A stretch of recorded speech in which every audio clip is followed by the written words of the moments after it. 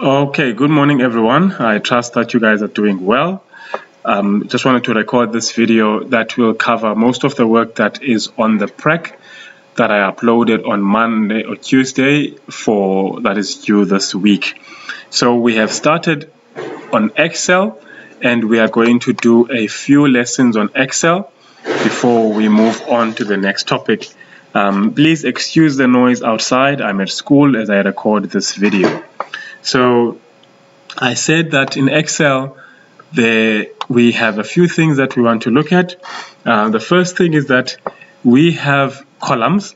So columns start from the top to the bottom. We have column A, column B, column C, column D, column E, and as you can see, we have various other columns. They go a long way, so we have columns and then they go from top to bottom. And we then also have rows. Now a row will go from left to right, as you can see. So we have row 1, row 2, row 3, row 4, so we have a lot of rows as well. Now, as we move over, we will see that each cell has a name block, or it's got an address, so to speak. So for instance, this cell here, it would be cell G. So it was this one, right? So that I don't forget it, let me just do this. Let me highlight this one. So this cell would be cell G. It's on column G. So it is cell G and it is on row number 8. So it would be row 8. So where they meet is that name of that cell. So it will be cell G8. Okay, and we know it's cell G8 because also if we look at the name box, it tells us that it is cell G8. We then know that that is cell G8. So I can undo the highlight. And so we said we have columns and we have rows. Now, a column tells me something about it's an attribute, or so it holds values about something. Let's say we wanted a list of students, for example. I will say, let's say name, surname, age. Let's do this quickly. Just want to pause it. Okay, so we have age. We have name, surname, age. We have grade. We have let me say gender also. Okay, so now row A1 is going to hold all the names. So let's say maybe, let me just say Tyreek. I'll say Rebecca. I'll say Chloe. I can't type Chloe with a copy. And then I'll say let's say Farzana. And then finally I will say Kiara. Okay, let me add Anastasia just for control. Then I will say, so the names, this is a name for Tyreek, this is a name for Rebecca, this is a name for Chloe. So names, all the names are in column A. If I look at the surnames, I will say Govender, I will say Kruger, I will say Whitehead, then Fakir, Kiara, I'll just say Kiara James, and then I'll say Mayor. All right, so we then have surnames. Now we have names, we have surnames. Now we know Tyreek is Govender, we know Rebecca is Kruger, and then their ages, we have, let's say they're 16, 17, 16, 15, let's make it 13, let's make it 12. All right, so then she is in grade 5, she is in grade 6, she is in grade 7, she is in grade 10, she's in grade 11, he's in grade 10. Okay, so we have a Tyreek Govender who is 16, who is in grade 10, and then his gender is male. And then I think, let me make all of these females. Sorry, no, there must be females. Sorry, females. All right. So what we are learning is that we have names. So the names, all the names are kept in column A. All the surnames are kept in column B. All the ages are kept in column C. Grades, column D. Genders, column E. We now know also that this surname in column A belongs to this name in column A belongs to a surname in column B, which owns an age, which is in a grade, and which has a gender. So which then tells us that this row, as we said, rows and columns and rows, this row will hold information about Tyreek Govender, who is 16 in grade 10, who is male. So a row will contain information, or will give me one record of the names that I'm trying to save. So this is record number 1, record number 2, record number 3, number 4, number 5, number 6. Okay, so let me just edit the formatting here and make it bold. And what I can also do, I can resize these columns. I can resize. If I double click between these columns, it will take the length of the longest word. You see, so then it will resize it to the length of the longest word, and I want these ones to be centered. I want grade to be centered. I want age to be centered also. Okay, and that is what I can do. Let's also say that I wanted to change. Let's say I wanted to change the orientation of these columns. Sorry, this row. I want the orientation to change. So I can select on the orientation and say I must rotate it. It must be this way. Sometimes you may want it anti-clockwise. It depends on how you want it, but you can change its orientation. All right. You can change the height of the row. Sorry. You can change the height of the row, and you can also change the width of your column by clicking on the line between the two columns. So by clicking the line between the two columns, you can then change the width of that column. All right, and you can, if you click on between the two rows, we can change the height of those two rows. Otherwise, you can right click the row that you want to change and say row height, and you can change, let's say we want to make it to 30. Okay, you make it 30, but I want to leave it the way that it was. All right, so what we've done, we've looked at columns, we've looked also that we have rows. All right, and then what I want to also look at is that in Excel, we can also use, as much as we can use text, we can also use and add numbers. All right, so what I'm going to do, I'm going to have 4 random numbers between 1 and 100. So I'm going to have mark 1, mark 2. Oh, let me make number 2, number 3. You will also see that as I type, when I press enter, because I had selected the entire row, automatically the orientation also is changed. So number 1, number 4. Okay, I have these 4 numbers, all right? And what I can do is to say, okay, I want to add a new row above name, this row. I want to add a new row.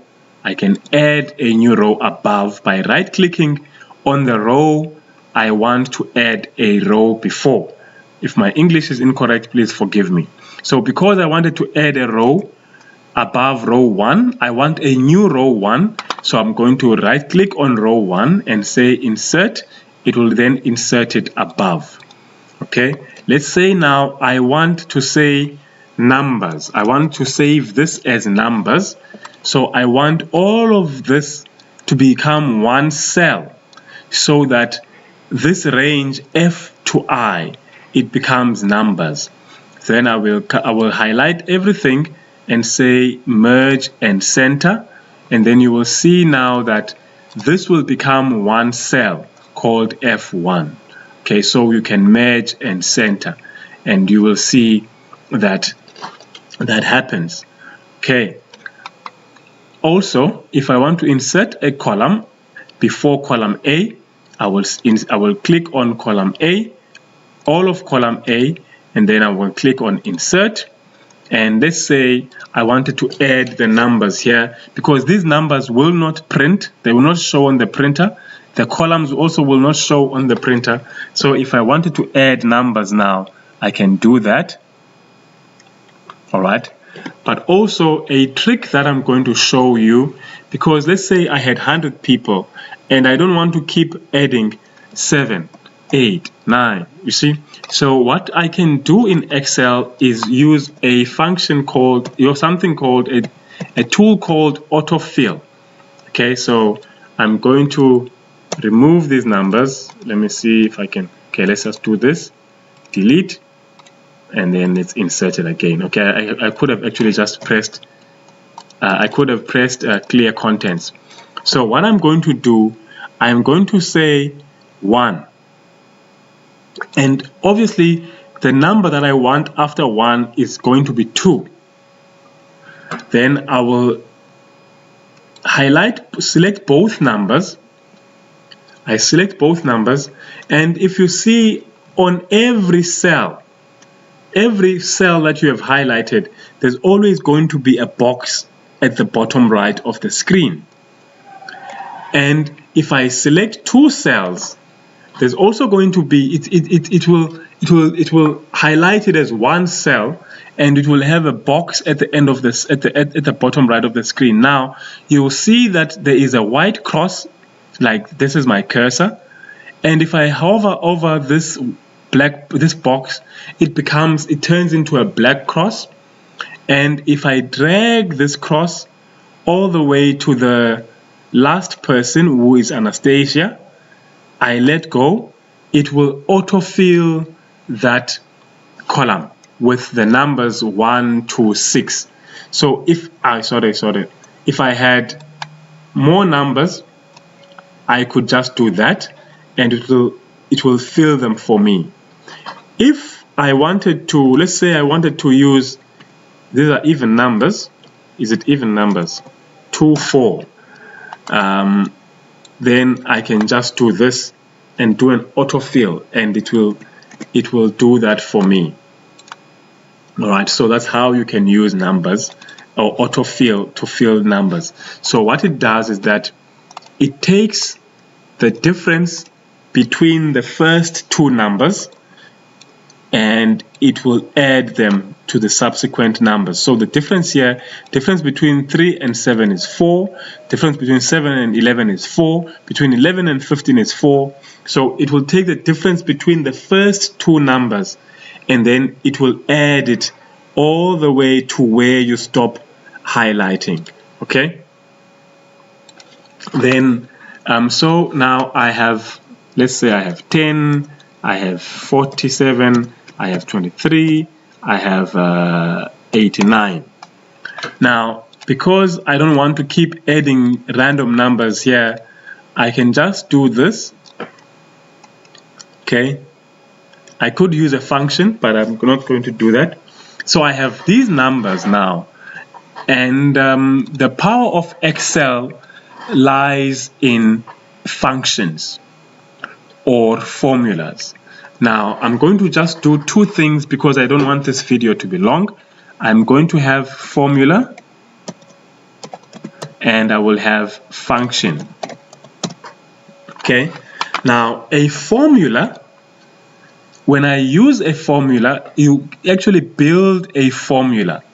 There are two ways that I'm going to show you. There is the not so correct way, and then I'm going to show you the correct way. But I want you to do it the correct way. So a formula I can do, because I want to add these four numbers, I can go and say anytime you start a mathematical function in Excel, you start it with an equal sign. So I can say equals 10 plus 47 plus 23 plus 89, which gives me 169. But this way is not sustainable, and it's not the correct way, because if this number 1 changes and becomes 10, this one is supposed to be 169. I will have to come and change here and say also 11. So anytime there's a change in any of these numbers, I must come and change it on the I must come and change it also here. All right, so I must come and change this one to be 67 to make sure that it makes that change accordingly. So the correct way that I would do this is, instead of using plus F11 plus 47 plus 23, I will build a formula. I will still use the equal sign, but instead now of writing down the number, I will click on G11 because that's G11 that I want, and then I will click on plus 47 because I want that. I'll say plus 23, I4, and then I will say plus, and then the fourth number is J4, and I will click on enter, and I will get 148. Now anytime any of these four numbers, because I have selected the cell, anytime I change those numbers, the total also changes accordingly, because I have referenced a cell instead of using the value that is inside the cell. So I've used the reference of I've used the reference of the cell instead of using what is inside the reference. Then I can do an autofill. You will see then it will change it and go to G5. For this one, it will change G6, G row 6. This one, it will change 7 and then 8 accordingly, all right? A function, on the other hand, what it does if I use a function, I can type it out by hand, or I can just go to this Autosum feature here under editing group, under home tab, and click on this arrow and click on sum. Then what that is going to do, it is going to take all the numbers to the left of the cell that I want to contain the sum figure. In this case, I don't want the formula amount to be summed up, so I can come to the bottom right corner and move this range. You will see that it will give me a range G4, which is this, to J4. So this colon means 2. So I want the numbers from G4 to J4. So then I can press enter, and you will see that it has given me the sum total of these numbers. So if I do it on this one and I say Autosum, if I don't want to be clicking selecting this right corner, because you can see sometimes this arrow, this perpendicular arrow doesn't want to show, I can just say, okay, it's not K5, it is J5. So I can say J5, all right? And then I can do an autofill if I wanted to. Fine. Okay, maybe I suppose finally I can also do an average. So you can also do min and max. I can do an average. Sorry, I'm not supposed to do it there. I can do an average where it's going to give me the average, but I want all the way to only to J5. Okay, so average. All right. So ladies and gents, there's other functions that you can look at: minimum, the maximum number, or the highest number, or the lowest number, the number of numbers. So if I do number of numbers, it gives me that there are 7 numbers before this cell. All right. Average, I've done that, and then the sum, and then there's other functions that I'm not going to show now anyway. So if I do an autofill, and I do an autofill here. All right, so thank you. We've come to the end of this video. What we looked at was functions in Excel. We looked at the fact that Excel has rows, and a row will give a record for that particular person.